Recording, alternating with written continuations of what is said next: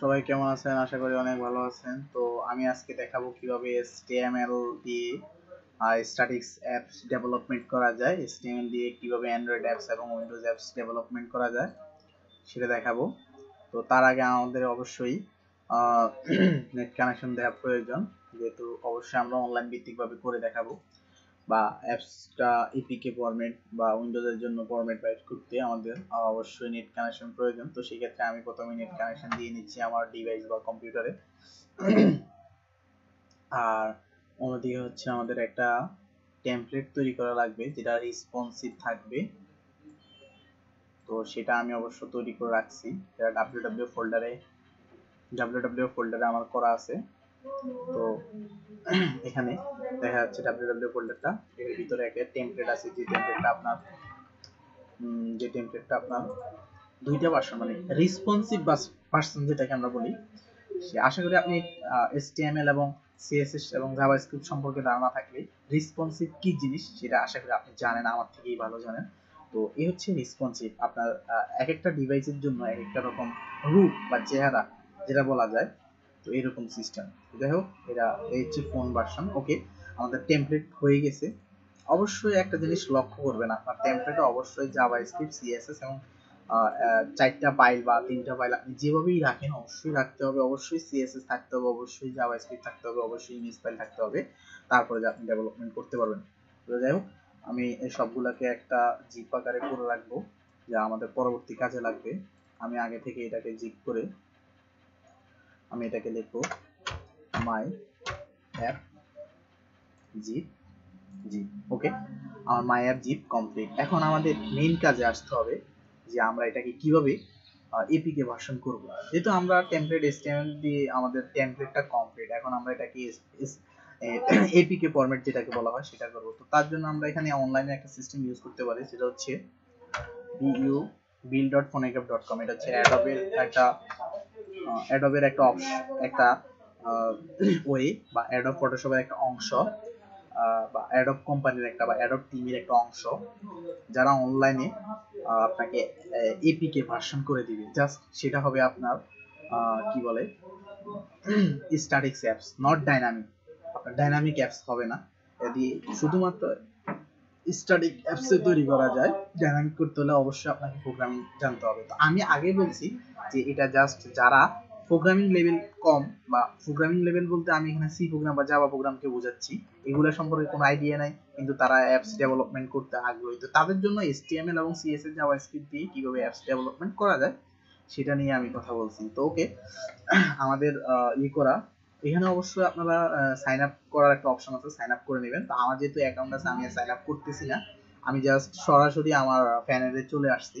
আপনারা just sign up করে, free একটা অপশন আছে ওখানে সাইন আপ করে ফ্রি সাইন আপ করবেন। দেন আপনারা ইয়েতে আসবেন, এখানে আপডেট কোর্সে আসবেন, চুজ ফাইলে ক্লিক করবেন। বা এখান থেকে না করে আপনারা আপনাদের কোনো একটা অপশন দেখাই, একটা ট্রিক্স দেখাচ্ছি, যেটা হচ্ছে আপনারা মনে করেন আপনার একটা অ্যাপস ছিল, সাপোজ আমার এই অ্যাপসটা আমি আগে করছিলাম সেটা ছিল বা আছে, এটাকে আমি একটু ঘুরিয়ে জাস্ট এই অ্যাপসটা ডিলিট করে নতুন একটা অ্যাপস করব। তো সেটার জন্য আমি আপলোডে একটা ফ্যাক ক্লিক দিলাম। তো ফ্যাক ক্লিকটা দেওয়ার পরে সার্ভার কি করবে, আমাকে জাস্ট এই অ্যাপসটা ডিলিট করার একটা অপশন বা সেটিংস দেখাবে। এই যে সেটিংস আসছে, সেটিংস থেকে আমি এই অ্যাপসটা ডিলিট করে দেব, ডিলিট দিস অ্যাপস। ওকে, এখন আমি অ্যাপসটা ডিলিট কমপ্লিট ডিলিট হয়ে গেছে। এখন আমাকে এখানে আপলোড করতে হলে আমাকে অবশ্যই ট্যাবটাকে একবার রিফ্রেশ করে নিতে হবে। আমি ট্যাবটা রিফ্রেশ করে নিলাম। দেন আমাকে এখানে আপলোডের একটা অপশন চলে আসছে, এখানে আপলোড করার অপশন চলে আসছে, আমি আপলোডে ক্লিক করলাম। আমি বলছিলাম ওই যে ওখানে আমরা একটা জিপ ফাইল করে রাখছি, ওই ফাইলটা এখানে আপলোড করে দেব, www ফোল্ডার।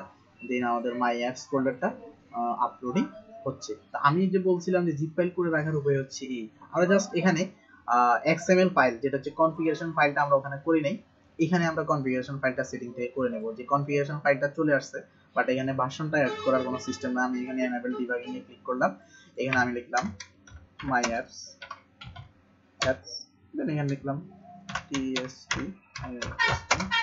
মাই অ্যাপস। ওকে, তো এখানে আমি ready to build a click করলাম। এই ছিল জাস্ট একটা নরমাল কনফিগারেশন। তো এখানে সাইডে একটা লেখা ছিল, আপনারা অবশ্যই দেখেন নাই, যে কনফিগারেশন ফাইলটা wxml বা কনফিগ ফাইলটা আপনি সেটিংস থেকে করে নিতে পারবেন। তো আমি এই ফাইলটা করার জন্য একটু ওয়েট করতে হবে। আমরা এখানে জাস্ট আমাদের আউটপুটগুলো পাওয়ার জন্য এখানে কাজ করতেছে সার্ভার।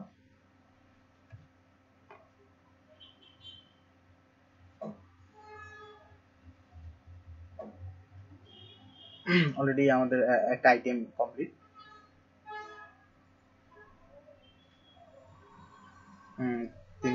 দুইটা আইটেম কমপ্লিট, অ্যান্ড্রয়েড এবং উইন্ডোজ। আমরা এটা করব না, আমরা ওখানে আবার ওই ট্রিক্সটা কাজে লাগিয়ে একটা কনফিগারেশন ফাইলটা চেঞ্জ করব। জাস্ট আমরা ভার্সনটা অ্যাড করব এবং একটা আইকন অ্যাড করব।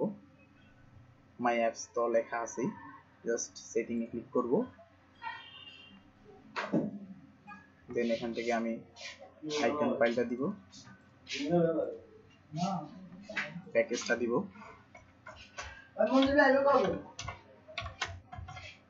প্যাকেজটা দিলাম, ভার্সনটা দিলাম, সেভ দিলাম।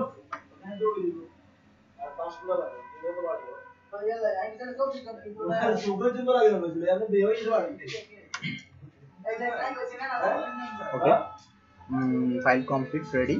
এখন আমরা জাস্ট আমাদের এখানে যে একটু প্যানেলে একটু দেখেন বিল্ডস কি বলতেছে, অ্যাপস আইডি, ভার্সন এবং ইউনিট বাই আমার নাম বা কি দিয়ে তৈরি করছি আমরা, আইওএসও। এখানে আমাদের অ্যান্ড্রয়েড এবং উইন্ডোজের জন্য তৈরি হয়ে গেছে। উইন্ডোজের জন্য হচ্ছে এটা, এবং আইফোনের জন্য যেটা আইওএসও সেটা আমাদের ডেভেলপ হয়নি, সেটা নিয়ে আমি আরেকটা টিউটোরিয়াল করব, এটা কেন সমস্যা আসতেছে।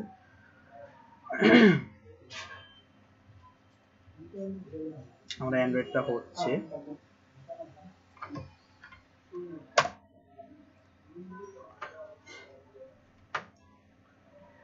হ্যাঁ কমপ্লিট। তো আমি ফাইলটা ডাউনলোড করে নেব, ফাইলটা ডাউনলোড করে নিচ্ছি।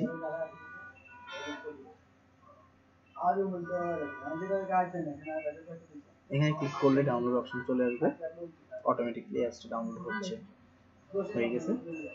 এখন আমরা একটা কাজ করব, সেটা হচ্ছে অ্যাপসটা একটা ভার্চুয়াল ডিভাইসে চালু করে দেখব। ভার্চুয়াল ডিভাইসটা আপনারা যে কোনো একটা ভার্চুয়াল ডিভাইস ইউজ করতে পারবেন। তো আমি এখানে আমার একটা ভার্চুয়াল ডিভাইস জিনিমিশন শেল নামে একটা ভার্চুয়াল ডিভাইস আছে, সেটা ইউজ করলাম, যেটা দিয়ে আমি জাস্ট অ্যাপসটাকে কিভাবে রান করব বা ডেস্কটপে অ্যাপসটা রান করে দেখব। আমার অ্যাপসটা ডাউনলোড ফোল্ডারে চলে আসছে, আমি কল করে ডেস্কটপে নিয়ে আসলাম অ্যাপসটা। এই হচ্ছে আমার অ্যাপসটা।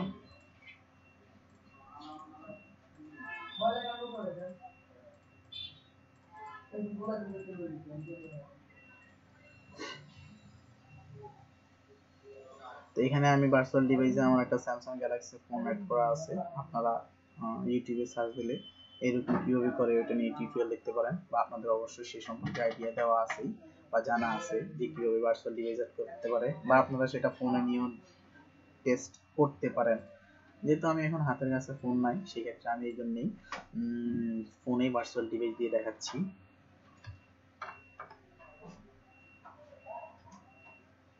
ভার্চুয়াল ডিভাইস চালু হচ্ছে।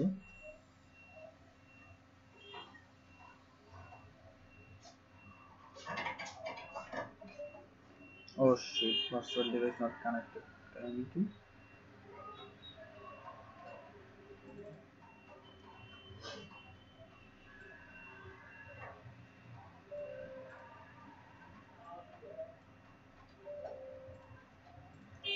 ভার্চুয়াল ডিভাইসটা চালু হচ্ছে না, একটু সমস্যা করতেছে, আমি আবার চেষ্টা করতেছি।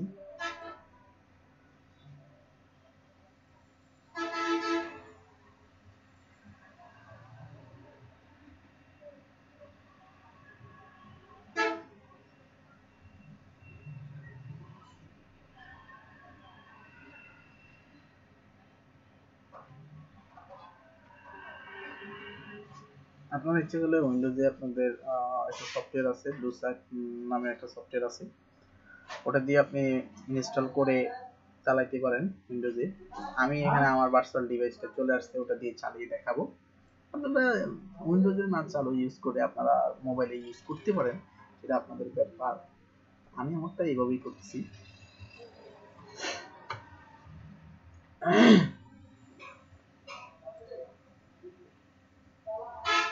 একটু সময় নিচ্ছে, যেহেতু গ্রাফিক্স একটু কাজ সফটওয়্যারগুলা।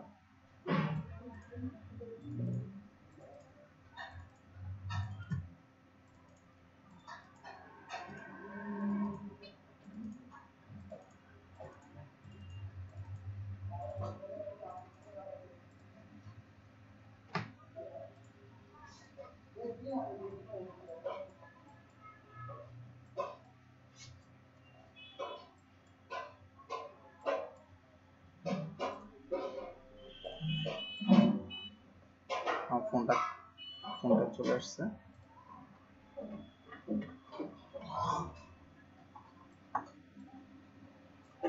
আচ্ছা, ফোন আমার সফটওয়্যারটা হচ্ছে মাই অ্যাপস। এটা অ্যাপসটা সরাসরি দিয়ে দিলাম, দেন আমার অ্যাপসটা চলে আসছে। আমি বলছিলাম যে আপনাদের যে ভার্সনে যেমন, তা আমার অ্যাপসটা হচ্ছে অ্যাপসটা এটা ছিল এই, এটা হচ্ছে ট্যাবের জন্য। আপনাকে অবশ্যই বলছিলাম যে রেসপন্সিভ জিনিসটা বুঝতে হবে, এই হচ্ছে কাহিনী। তো এই টিউটোরিয়ালটা আপনি আমার এরকম আরো অনেক টিউটোরিয়াল অ্যান্ড্রয়েড বা ওয়েব ডেভেলপমেন্ট নিয়ে অনেক টিউটোরিয়াল থাকবে আমার চ্যানেলে, ইউটিউব চ্যানেলে সাবস্ক্রাইব করে রাখতে পারেন, সজীব কান্তি নামে ইউটিউব চ্যানেল, এবং ফেসবুকে আমরা অ্যাড করে রাখতে পারেন www.facebook.com/sojib.kanti এই নামটাই। তো এই ছিল কিভাবে অতি সহজেই উইন্ডোজ অ্যাপস বা অ্যান্ড্রয়েড অ্যাপস ডেভেলপমেন্ট করা যায়, বা যারা করতে ইচ্ছুক নতুনদের জন্য। তো আরো কিছু কথা বলে রাখা ভালো, আমি কোনো ডেভেলপার না, জাস্ট চেষ্টা করি, এবং ভালো কোনো ডেভেলপার হিসাবে আমার কোনো যোগ্য নেই। তো আমি যথেষ্ট চেষ্টা করি, এতটুকু হচ্ছে কাহিনী।